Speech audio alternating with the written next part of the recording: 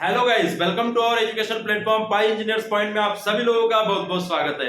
Last video में हम लोगों ने देखा था कि डबल इंटीग्रेशन मेथड से कैसे हम स्लोप और डिफ्लेक्शन फाइंड आउट करते हैं। चलिए फिर एक दूसरी मेथड है, बड़ी इंपॉर्टेंट मेथड है, that is your area movement method. कहीं कहीं पे मूवमेंट एरिया मेथड लिखा होता है, कहीं कहीं पे एरिया मूवमेंट मेथड होता है। ठीक है, तो इससे कोई कंफ्यूजन नहीं होना है।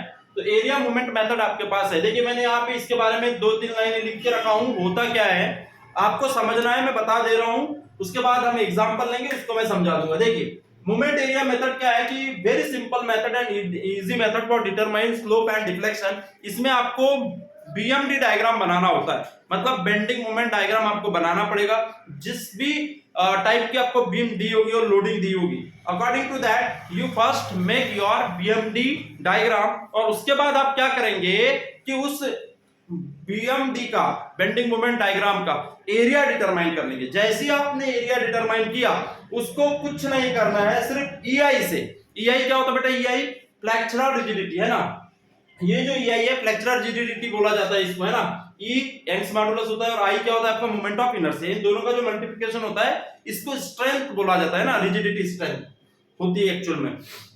तो इस EI से डिवाइड कर देंगे इस एरिया ऑफ बेंडिंग मोमेंट को, तो आपको स्लोप मिल जाता है। ठीक है, और ये जो मेथड है, ये जो एरिया मूवमेंट मेथड है, ये सबसे ज्यादा पावरफुल है किसके लिए? आपके कैंटिलीवर बीम के लिए, है ना। ये जो मेथड है सबसे ज्यादा पावरफुल किसके लिए? कैंटिलीवर बीम के लिए। कैंटिलीवर बीम के लिए सबसे ज्यादा यूज की जाती है। ठीक है, दूसरी बात, जब EI चेंज हो, EI चेंज हो मतलब कि आपका यहां से यहां तक स्ट्रेंथ कुछ और है मटेरियल आपके मेंबर की, यहां से यहां तक कुछ और है, मतलब यहाँ पे EI कुछ और है, यहाँ पे EI कुछ और है। जब चेंज होता है तो उस केस में भी आप इसी मेथड का सबसे ज्यादा यूज करते हैं। मतलब कि जब आपकी क्या हो, रिजिडिटी क्या हो, सेक्शन की वेरी करे, क्या करे? वेरी करे। In that case this method also important. तो आपको क्या करना है? This method is use for finding the deflection and slope. Simple है ना, for mostly for cantilever beams. इसी तरीके से आपको लिखना है, मैंने सारी चीजें बता दी। इसमें आपको बीएमडी डायग्राम ड्रॉ करना होता है। ड्रॉ करने के बाद आपको EI से सभी मूवमेंट्स को क्या करना पड़ता है? जितने भी मूवमेंट्स है, ये एरिया बेंडिंग मूवमेंट्स है ना, इसको क्या करना पड़ता है? आपको डिवाइड करना पड़ता है। ये वाली लाइन हटा दो, बस इतना ही रखो, draw BMD and divide by EI, इतना ही करना पड़ता है। ठीक है, समझ में आ गई बात? तो ये है आपका थ्योरम नंबर 1। थ्योरम नंबर 1 क्या? स्लोप निकालना है, तो बेंडिंग मोमेंट डायग्राम को EI से डिवाइड कर दो। बात समझ में आ गई आपका? ये थ्योरम 1। दूसरा थ्योरम क्या है? What is second theorem? कि डिफ्लेक्शन यदि फाइंड आउट करना है, तो ये जो स्लोप निकला है, इस स्लोप में x बार का मल्टीप्लाई करना। ये एक्चुअल में डिस्टेंस होती है कि जो आपका एरिया है उसके सेंटर ऑफ ग्रेविटी से जिस पॉइंट पे डिफ्लेक्शन चाहिए उस पॉइंट तक की डिस्टेंस। देखिए जैसे या देखिए इस बीम में, ये कैंटिलीवर बीम है, इस बीम में कहां पे आएगा बेटा डिफ्लेक्शन? इसी पॉइंट पे आएगा, क्योंकि फिक्स में तो डिफ्लेक्शन नहीं आता है ना। तो ये डिफ्लेक्ट होगी, इस तरह से बीम जाएगी। किस तरह से जाएगी? इसको मैं क्लीन कर दूं, अभी मैं आपको वो एग्जांपल समझा के बता दे रहा हूं।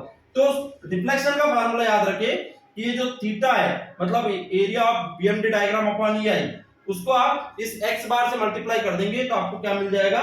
डिफ्लेक्शन मिल जाएगा। और स्लोप निकालने के लिए आपको एरिया लेना पड़ेगा बेंडिंग मोमेंट डायग्राम का, और उसको EI से डिवाइड कर देंगे तो स्लोप मिल जाएगा। चलिए मैं इसको क्लीन करता हूं, फिर मैं समझा रहा हूं आप लोगों को।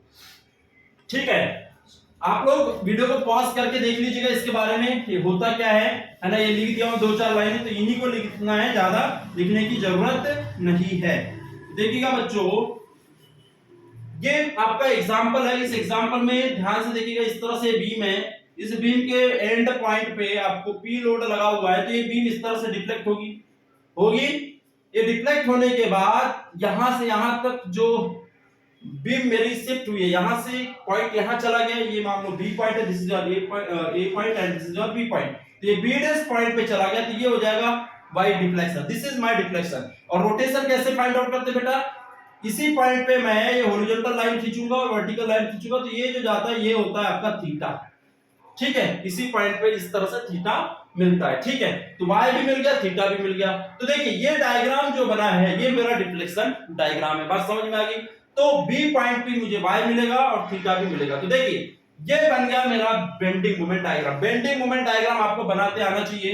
देखिए कैसे आएगा बेटा? यहाँ पे रिएक्शन एक होगी क्या नहीं होगी? इसमें कुछ नहीं करना पड़ता है, रिएक्शन ऑप्शन कुछ नहीं निकालना है, fix through out the beam, कहीं पे भी लोड है नहीं, सिर्फ एक ही लोड है एंड में, तो इसका जो मूवमेंट होगा ए पॉइंट पे, movement at bending movement at A कितना होगा बेटा, एट ए पॉइंट पे कितना होगा, फोर्स इंटू यहां से आने की डिस्टेंस कितनी है, P इंटू एल।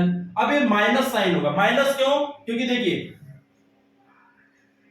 ये ऐसा शेप बन गया, एक्चुअल में कर्व होता है, ये हल्का सा कर्व होता है ना, लेकिन हम लोग प्लास्टिक थ्योरी का यूज करते हैं और इसको स्ट्रेट मान के चलते हैं, लेकिन इसका कैसा कर्व होता है, इस तरह से कर्व होता है, कॉनकेव शेप। तो कॉनकेव शेप जहां पे भी बनता है वहां पे माइनस लेते हैं, है ना, यही होता है फंडा।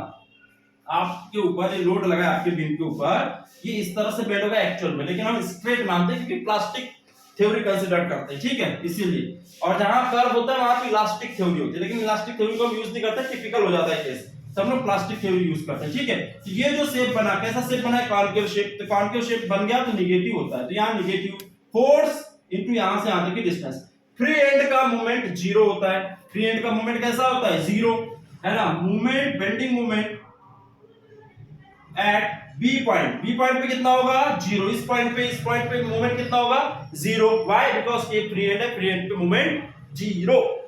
अब और यहां पे कितना होगा, मैक्सिमम, इस फिक्स सपोर्ट पे, कैंटिलीवर के फिक्स सपोर्ट पे मैक्सिमम मूवमेंट होता है, पूरा मूवमेंट यहीं पे ट्रांसफर हो जाता है, समझ में आ गई बात। तो जीरो, इसका मैं बेंडिंग मूवमेंट डायग्राम बनाऊंगा तो कैसे बन जाएगा, देखिए निगेटिव बन रहा है, मतलब नीचे साइड में बनेगा, ये मेरा क्या है, बी पॉइंट और ये ए पॉइंट, है ना, यहाँ पे मूवमेंट कितना है, जीरो, और यहाँ पे मूवमेंट कितना बेटा, पीएल, तो पीएल में इतना मान लूं, ये मान लिया, और इसको इस पॉइंट से मिला दो, तो ये हो गया पीएल, है ना, और ये बन गया मेरा बेंडिंग मोमेंट डायग्राम। कैसा होगा, निगेटिव होगा, और यहां से आगे की लेंथ कितनी, एल, और ये होगा सेंटर ऑफ ग्रेविटी। देखिए ट्रायंगल बन गया, इस ट्रायंगल का सेंटर ऑफ ग्रेविटी यही होगा, आप लोगों ने मैकेनिक्स में पढ़ा होगा, सेंटर ऑफ ग्रेविटी कैसे फाइंड आउट करना होता है, तो आप इस तरह से कर सकते हैं। तो यहां से यहां तक की जो डिस्टेंस होगी ये कितनी होगी, ये एल है, तो ये 12/3, और यहां से यहां तक की जो डिस्टेंस होती है वो होती है बेटा l/3। जैसे आप लोगों ने ट्रायंगल में पढ़ा होगा, क्या पढ़ा होगा, इस तरह से, इसका यदि सेंटर ऑफ ग्रेविटी निकालना है और ये हाइट है, यहां से यहां तक की होती है बेटा h/3, और यहां से यहां तक की कितनी हो जाएगी, 2h/3। तो ये जो ट्रायंगल है इसको मैंने घुमा के इस तरह से रख दिया हूं, बात समझ में आ गई। तो ये और ये एक ही बात है, तो यहां पे h की जगह l है ना, यही है। तो ये हो गया आपका x बार, तो x बार की वैल्यू कितनी होगी यहाँ पे, 12/3, बात समझ में आ गई। तो देखिए इसके बाद मैंने ये बेंडिंग मोमेंट डायग्राम बनाया, x बार 12/3 निकल गया। इसका एरिया कितना होगा इस ट्रायंगल का, इसका एरिया कितना होगा बेटा, एरिया कितना होगा इस ट्रायंगल का, बोलो 1/2 ही होता है, बेस इनटू हाइट, बेस कितना l और हाइट कितनी, यही pl माइनस pl। एक्चुअल में हाइट जो है मूवमेंट की हाइट है, pl की हाइट। देखिए यहाँ पे मूवमेंट कितना निकला है, pl, यहाँ पे कितना निकला है, 0, तो 0, और यहाँ पे कितना निकल गया है, pl, मतलब ये हाइट कितनी मान लिया, है ना। डायग्राम ड्रॉ करते हैं तो कैसे करते हैं, ऐसे ही करते हैं ना, इस पे 1 सेंटीमीटर 2 सेंटीमीटर जितना लेना चाहे ले लो। तो 1/2 l into pl, ये हो जाएगा मेरा एरिया जो मैंने यहाँ पे कैलकुलेट किया। तो देखिए एरिया निकल के आ गया बेंडिंग मोमेंट डायग्राम में कितना, -pl²/2, ठीक। उसके बाद में स्लोप का फार्मूला लगा दिया, area of bending moment diagram अपन ये है, तो यहां से मेरा स्लोप जो मिला वो -pl²/2 आई। इतनी इजी मेथड और इतना सटीक आंसर जल्दी एकदम इमीडिएटली कोई और मेथड नहीं देती है। इसके बाद x बार की वैल्यू मैंने निकाल लिया 12/3। देखिए कैसे निकाला, x बार मैंने यहां पे क्यों लिया, यहां से यहां तक x बार क्यों लिया, क्योंकि डिफ्लेक्शन मेरा इस पॉइंट पे मिलेगा, इसी पॉइंट पे डिफ्लेक्शन मिलेगा, तो इसके सेंटर से यहां तक की डिस्टेंस होगी x बार, ये प्लेन के सेंटर से, इस ट्रायग्राम के सेंटर से, ठीक है, जिस पॉइंट पे मुझे डिफ्लेक्शन चाहिए वहां तक की डिस्टेंस x बार। तो देखिए वही किया, फार्मूला लगा दिया, एरिया बेंडिंग मोमेंट डायग्राम अपन ये इनटू x बार, तो ये तो आ ही गया है। देखिए a अपन ये की वैल्यू आई गई, -pl²/2 है, इनटू कर दिया 12/3, 2 से 2 कट गया, तो -pl³ अपॉन क्या आ गया, 3ei आ गया, l² और l क्या हो गया, l³ हो गया, दैट्स इट। तो इतना आसान होता है आपका मोमेंट एरिया मेथड, किसी भी बीम के लिए आप बड़े इजीली डिटरमाइन कर सकते हैं, क्या, स्लोप एंड डिफ्लेक्शन। तो मिलते हैं नेक्स्ट लेक्चर में नेक्स्ट बीम के साथ।